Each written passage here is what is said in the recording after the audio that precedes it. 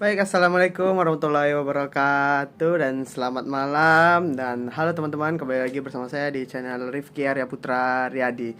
Nah, di pembahasan kali ini saya akan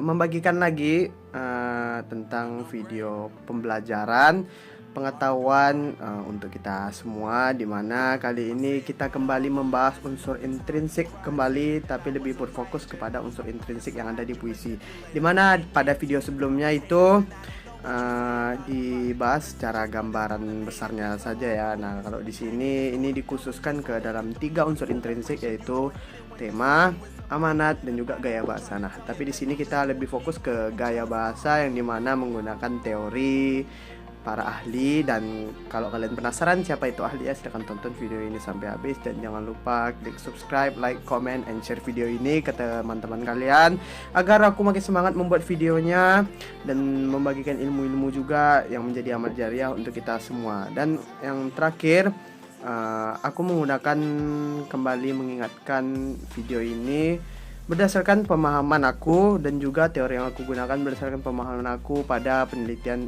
suatu karya sastra nanti, dimana kita akan menggunakan salah satu puisi ya. Nah, oke teman-teman, silakan nonton video sampai habis dan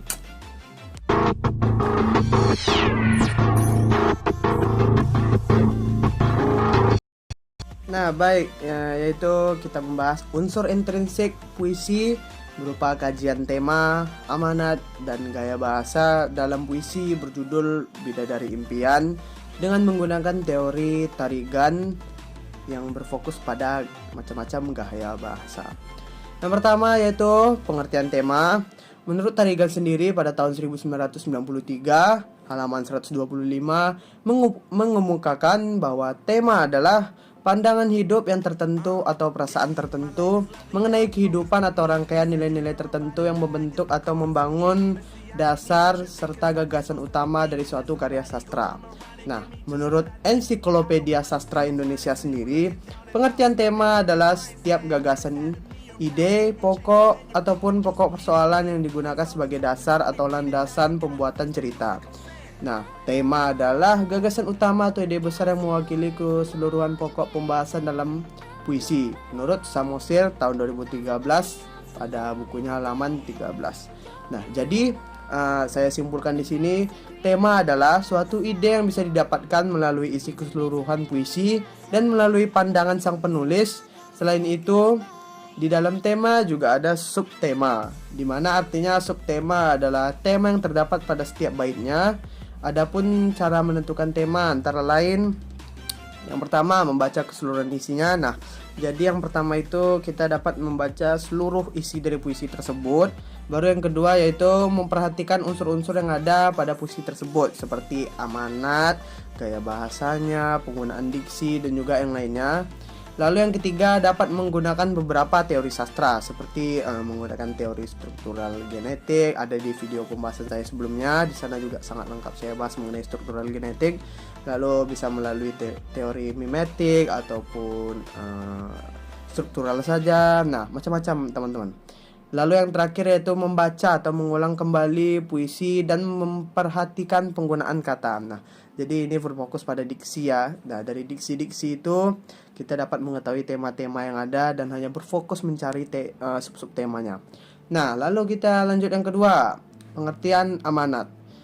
Kosasih 2012 halaman 109 berpendapat, amanat dalam puisi dapat diketahui ketika kita sudah dapat memahami tema, nada, dan rasa dalam puisi tersebut. Sedangkan Samosir tahun 2013, amanat adalah pesan atau maksud yang ingin disampaikan pengarang kepada pembaca, biasanya berisi nasihat, ajaran-ajaran, dan tujuan-tujuan. Dapat disimpulkan, amanat adalah sesuatu yang memiliki pesan yang disampaikan kepada pembaca, dan tanpa disampaikan pun pembaca juga bisa mengetahui amanat tersebut melalui pemahaman terhadap unsurnya.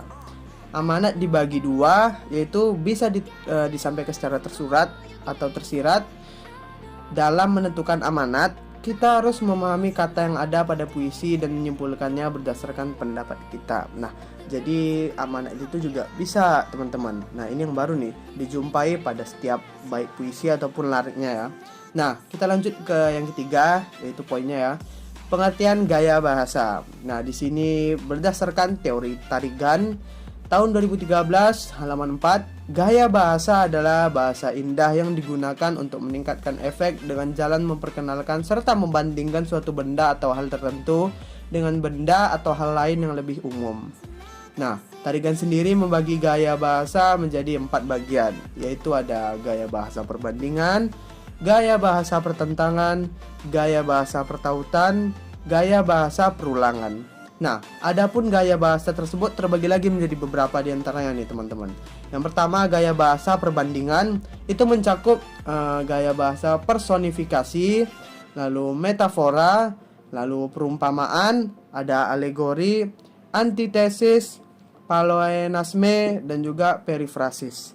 Untuk gaya bahasa pertentangan sendiri dibagi lagi menjadi beberapa, yaitu hiperbola, litotes, ironi, oksimoron, paradoks, dan klimaks. Nah, yang ketiga gaya bahasa pertautan, yaitu meliputi sinekdoke, alusio, eufisme, antonomasia, erotesis, paralelisme, dan asindeton. Baru yang keempat yaitu gaya bahasa perulangan, dibagi menjadi 5. Ada aliterasi, anafora, epizeuxis, mesodilopsis, dan juga anidolopsis. Nah, tadi kita sudah membahas beberapa mengenai unsur intrinsik berupa tema, amanat, dan gaya bahasa yang akan kita kaji ya.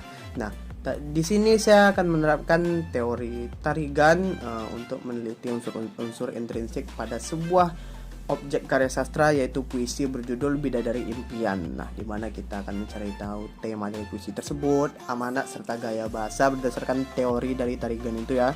Kan tadi gaya bahasa dibagi menjadi beberapa ya. Nah, oke, kita bahas. Yang pertama itu ada tema. Tema secara keseluruhan puisi ini yaitu tentang cinta ya. Dimana bisa kita lihat di beberapa baitnya ini menceritakan sebuah cinta ya, mungkin seorang pria yang jatuh cinta, atau mungkin bisa juga kalau genre mungkin romance ya teman-teman.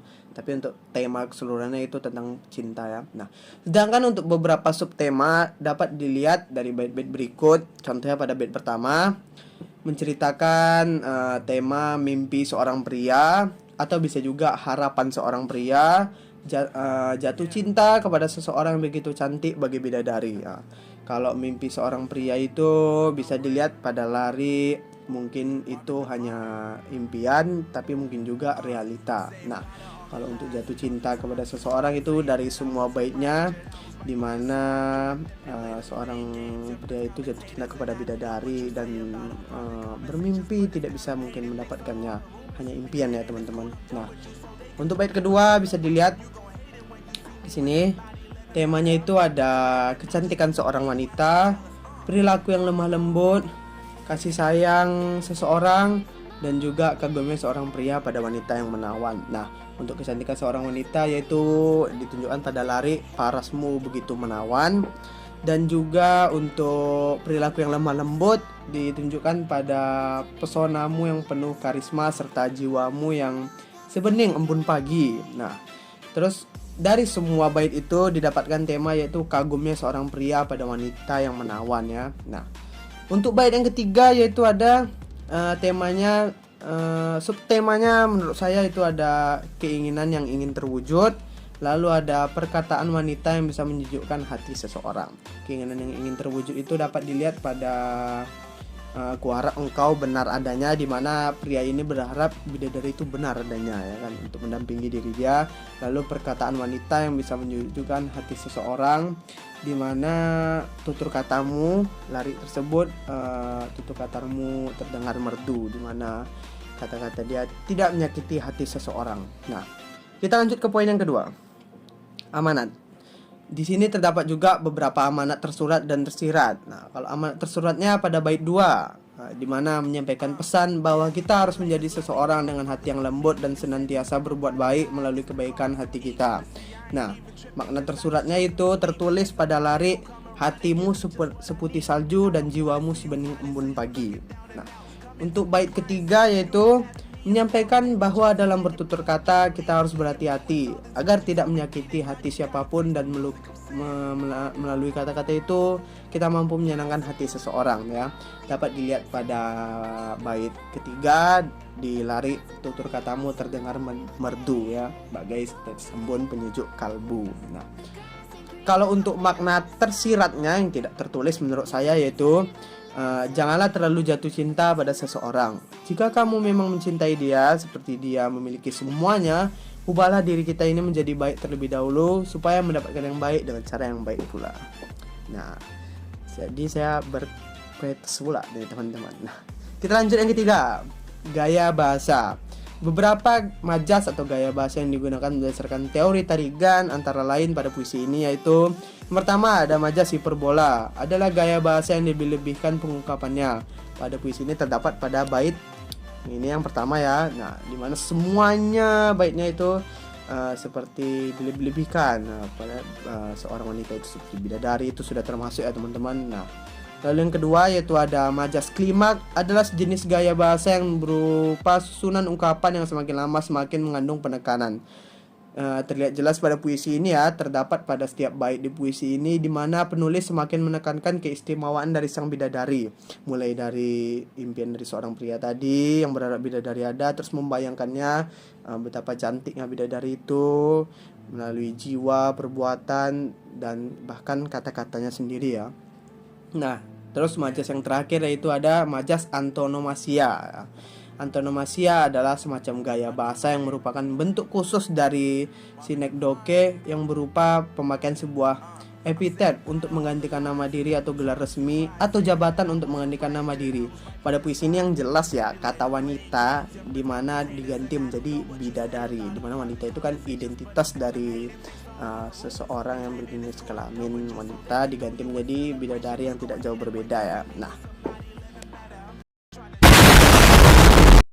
Nah itu dia tadi teman-teman sekilas mengenai pembahasan unsur intrinsik berupa tema, amanat, dan gaya bahasa, dimana juga ada macam-macam gaya bahasa ya berdasarkan teori ahli yaitu Tarigan. Nah, sekali lagi aku mohon maaf bila ada kesalahan kata atau penyampaian ilmunya, karena semua itu merupakan pemahaman aku sendiri. Nah, jika kalian ingin menyampaikan pendapat kalian bisa berkomentar di bawah ya. Dan jangan lupa subscribe, like, comment, and share video ini agar untuk bermanfaat pada kita semua. Ilmu itu harus dibagikan ya teman-teman. Oke teman-teman, assalamualaikum warahmatullahi wabarakatuh. See you the next time my video.